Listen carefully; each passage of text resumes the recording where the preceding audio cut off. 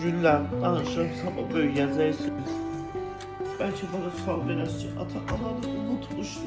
Gülürdün danışır. Yox, ananı unutmamışdım.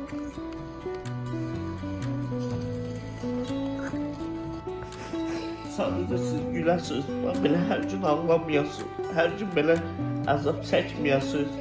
Başqa uşaqlar özünüzə gələndə.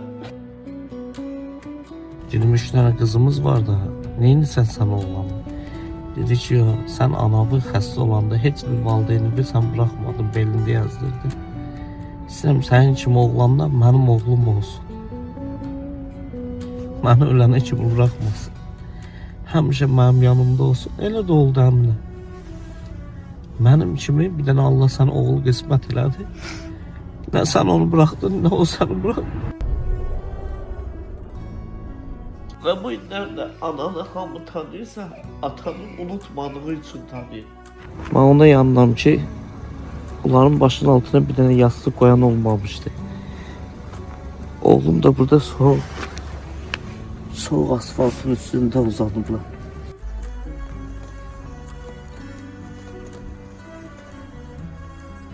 Mən maşını satdım. O qeyrətinə çox düşkün qadın idi, çox hədsiz.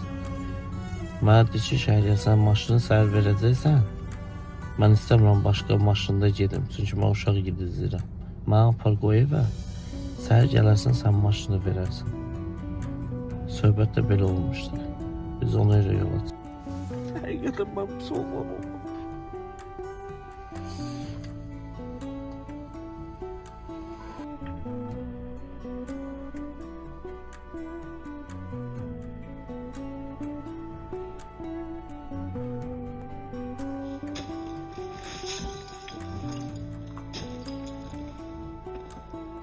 Ama əminə sənə çata bilmədim.